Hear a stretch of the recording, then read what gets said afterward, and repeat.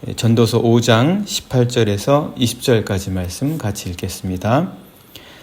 사람이 하나님께서 그에게 주신 바 그 일평생에 먹고 마시며 해 아래에서 하는 모든 수고 중에서 낙을 보는 것이 선하고 아름다움을 내가 보았나니 그것이 그의 몫이로다.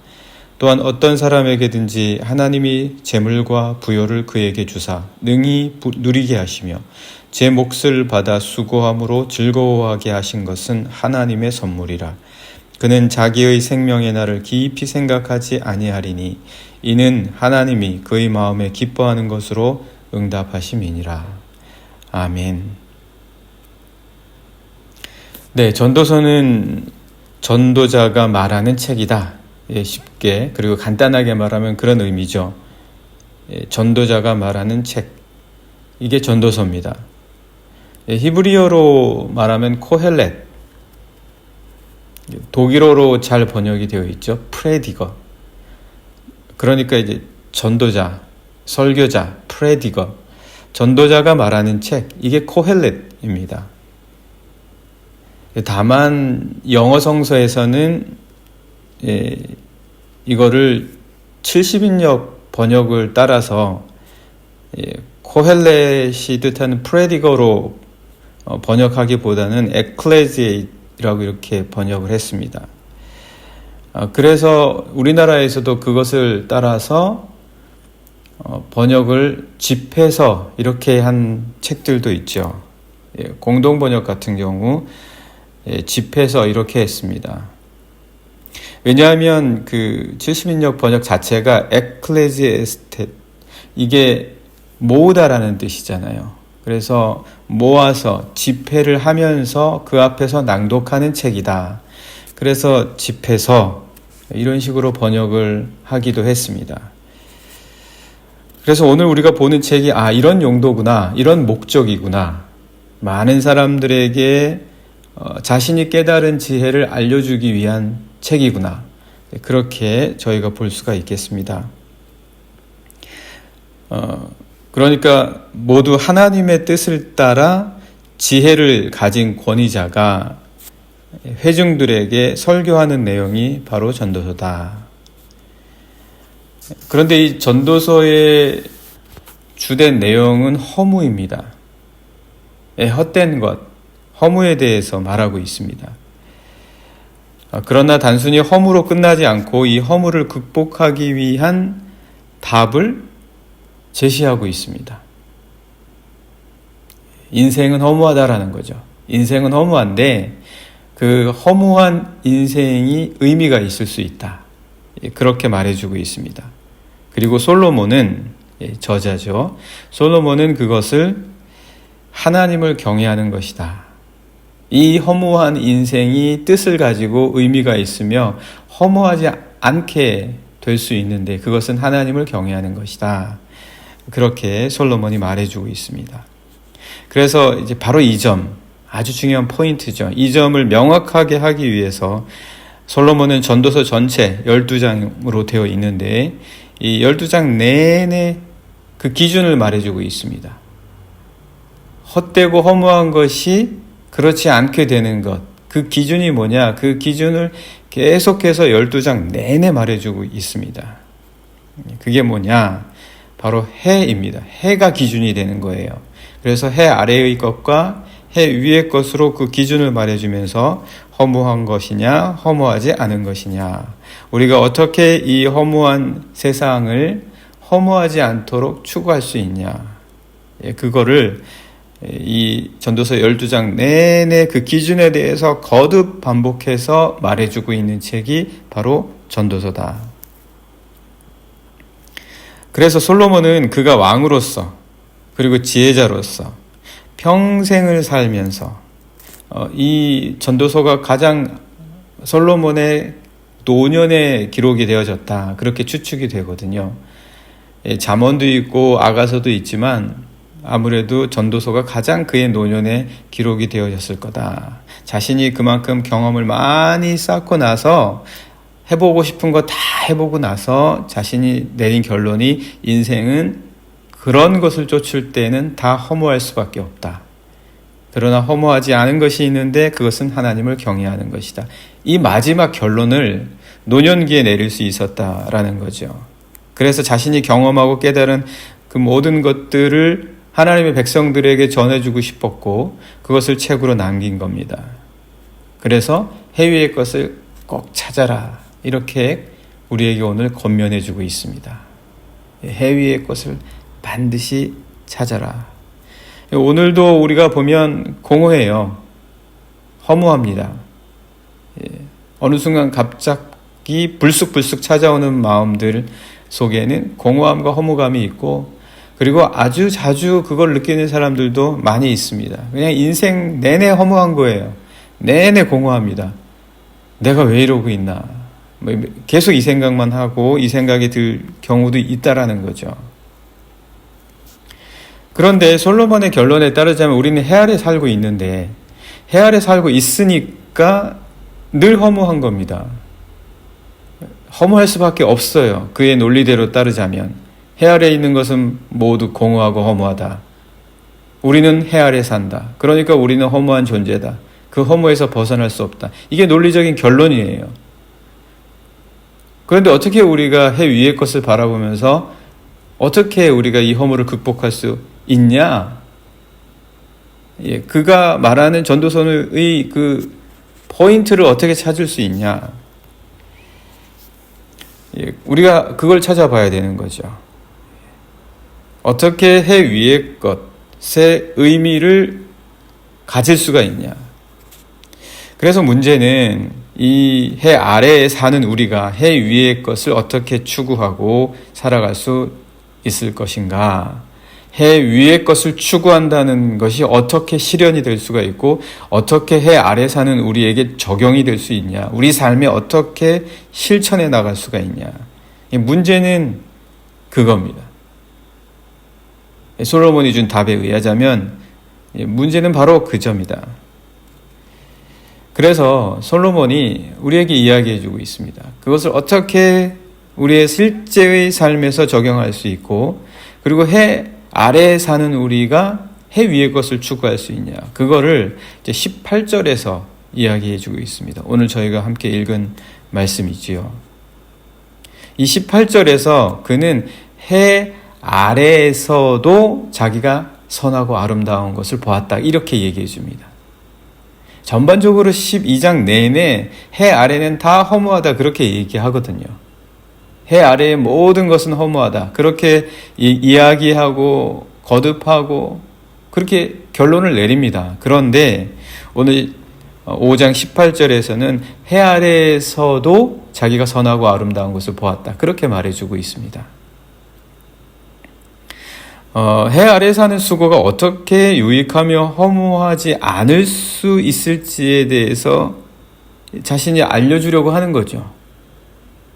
그걸 가르쳐주고 싶은 거죠. 그렇게 이야기를 하려는데 그것을 솔로몬은 자신이 해 아래에서 자기가 직접 보았다, 직접 경험했다라는 거죠. 자기가 해 아래에서 직접 본 게 있는데 해 아래에서도 선하고 아름다울 수 있더라, 그 이야기를 해주고 있습니다. 그게 이제 18절인데 18절 말씀 한번 저희가 잠깐 보겠습니다. 사람이 하나님께서 그에게 주신 바 그 일평생에 먹고 마시며 해 아래에서 하는 모든 수고 중에서 낙을 보는 것이 선하고 아름다움을 내가 보았다. 이게 18절이거든요. 그러니까 18절에 따르자면 해 아래에서도 선하고 아름다울 수 있더라, 그 이야기입니다. 이제 그거를 풀어서 말하면, 오늘 이 18절의 이야기를 좀 풀어서 이야기하면은요, 이런 내용이 됩니다. 18절의 내용을 풀어서 이야기하면 해 아래에서 허무하지 않고 선하고 아름다울 수 있음을 내가 보았다. 그것은 일평생을 하나님이 주신 것으로 알고 그것을 즐거워하는 것이다. 이게 있으면 해 아래에서도 선하고 아름다울 수 있더라. 허무하지 않더라. 공허하지 않더라. 그 이야기를 해주고 있습니다. 다시 한번 말씀드리면 해 아래에서 허무하지 않고 선하고 아름다울 수 있음을 내가 보았는데 그것은 일평생을 하나님이 주신 것으로 알고 그것을 즐거워하는 것이다. 이게 해 아래에 사는 우리가 해 위의 것을 추구할 수 있는 연결점이다라는 것이죠. 그렇다면 도대체 즐거워하는 게 뭐냐? 일평생을 하나님이 주신 것으로 알고 그 하나님을 즐거워하는 것이다. 이 즐거워하는 게 뭐냐? 말 그대로 우리가 이 즐거워하는 것을 보자면 영어 성서를 한번 예를 들어서 보면 enjoy죠. enjoy. 또 때로는 이렇게도 번역을 해놨습니다. 사본에 따라서 약간 번역의 차이가 있는데 enjoy로 번역을 한 것도 있고 또 어떤 성서에서는 satisfy로 번역을 했습니다. 그러니까 만족이라는 거예요. 만족. 다시 말씀드리면 단 한마디로 짧게 말씀드리면 하나님을 즐거워하고 하나님을 만족할 수 있는 능력. 다른 걸 즐거워하는 게 아닙니다. 다른 걸 즐거워하는 게 아니라 우리에게 이 일평생 살아가는 동안 하나님을 즐거워하고 하나님을 만족할 수 있는 능력. 이게 해 아래 살면서 허무하지 않을 수 있는 유일한 길이다. 이렇게 솔로몬이 이야기해주고 있습니다. 그런데 마치 우리가 하나님을 즐거워할 수 있는 능력, 하나님을 만족할 수 있는 능력 이러니까 능력 이렇게 말하니까 우리에게 그 원천, 근원이 있는 것 같이 느껴지지만 그렇지는 않겠죠. 하나님으로부터 오는 것이니까. 하나님으로부터 오는 즐거움, 또 하나님을 만족하는 것이니까 우리에게 그 근원이 있는 것은 아닐 것입니다. 하지만 이것이 있어야 된다라는 거죠.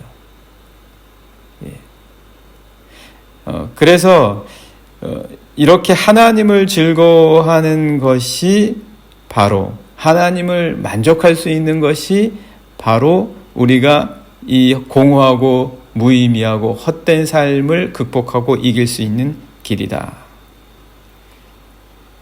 우리는 갑작스럽게 공허하고 이렇게 허무한 걸 느낄 수가 있어요. 갑작스럽게 느낄 수도 있지만 늘 느끼는 사람들도 있다라고 말씀도 드렸죠. 허무가 몰려올 때가 있습니다. 공허한 게 가슴속으로 쫙 밀려들 때가 있어요. 그런 경우는 대부분 이런 거죠. 내가 지금 뭐 하고 있나? 내가 지금 이거 뭐 하고 있는 거냐? 내가 왜 이러고 있는 거냐? 그러니까 공허한 거죠. 허무한 겁니다. 이렇게 생각하는 계기가 있습니다. 그냥 들 수도 있기는 있지만 대부분 계기가 있어요. 어떤 계기겠습니까? 아주 심한 질병에 걸렸을 때, 아주 심한 질병을 걸렸거나 아니면 큰 고통 가운데 있을 때, 아니면은 다툼 같은 거에 휘말렸을 때, 사람들과의 관계에서 어려움이 오는 그런 다툼, 어떤 환멸, 이런 것들이 생겼을 때에 내가 지금 뭐 하나, 이런 공허함, 야, 인생이 참 아무것도 남는 게 없구나, 허무하구나, 이런 생각을 가져올 수 있고, 또 때로는 자신의 한계, 아무리 해도 잘 안 된다, 시간만 낭비한다, 아무리 해도 도통 되는 게 없다, 끝이 없어 보인다, 소망이 없어 보인다, 이런 생각이나 이런 어떤 계기가 들 때 우리가 이런 공허함과 허무감을 가져온다라는 거죠. 우리 마음속에 갑자기 그런 게 밀려오는 거예요. 이런 계기를, 그러나 우리가 한번 잘 생각해 보면 이런 계기 자체를 허무하게 여기거나 공허하게 여기거는 거는 아니에요. 막 질병이 왔을 때 이 질병 자체가 공허하다, 허무하다, 그렇게 생각하지 않아요. 고통 속에 있을 때 그 고통 자체가 공허하다, 허무하다, 그렇게 여기지 않습니다. 내 한계, 아니면 어떤 환멸, 다툼, 이런 것들을 공허하고 허무하게 생각하지는 않아요. 이거는 계기일 뿐이에요. 하나의 원인을 제공하는 것일 뿐이에요. 그러면 공허하고 허무하게 여기는 건 뭐냐? 그런 거를 계기로 해서 내가 지금까지 살아온 나의 시간들, 나의 노력들, 내가 쌓아온 것들, 내가 관계 맺은 사람들, 이게 공허하다고 느껴지는 거예요. 이게 허무하다라고 생각하는 거예요. 이런 거 다 필요 없다고 생각하는 거예요. 야, 이런 거 하나도 쓸데가 없더라. 그렇게 생각하는 거죠. 그리고 그런 걸로 인해서 내가 지금까지 뭐 해왔나? 내 시간들이 공허한 거예요. 그게 허무한 거예요. 그래서 이런 것들로 인해서 자신이 지금까지 해온 모든 노력과 쌓아온 결과들이 다 무슨 소용이 있냐? 아무 소용이 없더라. 지금 내가 뭐 하고 있냐? 이런 것이 다 나에게 공허함과 허무감을 주는데, 그런데 이게 뭐냐? 다 해아래 것들이라는 거예요. 다 해아래의 것들이에요. 내가 쌓아온 노력, 결실, 그리고 나의 친구들과 관계들, 그리고 나의 여러 부와 물질들, 그리고 나의 커리어, 뭐 전부 다 이런 것들 다 해아래 것들이에요. 이것들로 즐거워하는 게 우리의 속성인 거예요. 이것들을 즐거워하는 게. 이것들이 있어야 만족하는 게 우리의 속성이에요. 해 아래에서의 우리의 속성. 그러니까 이것에 즐거워하면 반드시 허무해진다는 거죠. 솔로몬의 논리는 자기가 직접 경험한 바에 따르면 자기가 이것들을 다 쌓아봤다는 거예요. 그런데 이런 것들이 즐겁다는 거예요. 이런 게 만족을 준다는 거예요. 근데 이게 만족이 되고 이걸로 즐거워하다 보면 언젠가는 공허해지고 허무해지고 만족이 없다는 거예요. 무의미해진다는 거예요. 그러니까 이것들로 만족과 즐거움, 인조이 한다거나 satisfy 하면 안 된다는 거죠. 당연히 이런 것들은 허무할 수밖에 없다. 당연히 이런 것들은 허무할 수밖에 없고 만족이 될 수가 없는 거예요. 만족하다 보면 더 만족을 원한다는 것이 바로 이런 것들. 왜? 이거는 허무한 것이니까. 허무하다라고 하는 이 솔로몬이 전도서 12장 내내 말한 이 허무하다는 것은 헤벨이라고 합니다. 히브리어로 헤벨. 이 헤벨은 안개, 연기, 호흡이에요. 만들 수 없는 거예요. 주어지지 않아요. 사라지는 것들이에요. 없어지는 것들입니다. 그러니까 이것으로 만족할 수 없고, 그리고 이것으로 즐거워할 수 없다는 거예요. 다 사라지고 많은 것들이다. 마치 연기와 호흡과 안개처럼. 우리가 이걸 잘 알아야 된다. 이게 우리에게 주어지는 것이라는 걸 알 때, 하나님으로부터. 왜요? 이게 하나님의 선물이니까. 이게 하나님으로부터 주어지는 것들이지, 그래서 내가 즐거워하고 만족해야 할 대상은 이것들을 나에게 주시는 분, 그것을 주시는 분에게 즐거워하고 만족할 수 있는 능력이 필요하다라는 거예요. 그러면 이것들은 다 우리에게 선물과 같은 것들이 되는 거예요. 그야말로 선물이 되는 거예요. 그러면 그 선물을 주신 그분을 즐거워하고 기뻐할 수 있어야 된다는 거죠. 그게 이제 19절입니다. 19절 말씀 보시면, 또한 어떤 사람에게든지 하나님이 재물과 부요를 그에게 주사, 어떤 사람에게든지요, 능히 누리게 하시며 즐거워하게 하시며 제 몫을 받아 수고함으로 즐거워하게 하신 것은 하나님의 선물이라는 거예요. 그러니까 하나님의 선물로서 즐거워해야 되는 거예요. 그런데 그냥 내가 이것을 누리고 단순히 즐거워하고 단순히 만족하려고 하면 결코 의미와 목적을 발견할 수가 없다는 거예요. 하나님의 선물로서 즐거워할 수 있어야 된다. 하나님을 즐거워하고 하나님을 만족할 수 있어야 된다. 그때 우리는 허물을 이기고 공허감을 사라지게 하는 하나님의 응답을 우리들의 삶에서 받을 수 있을 것입니다. 그게 20절입니다.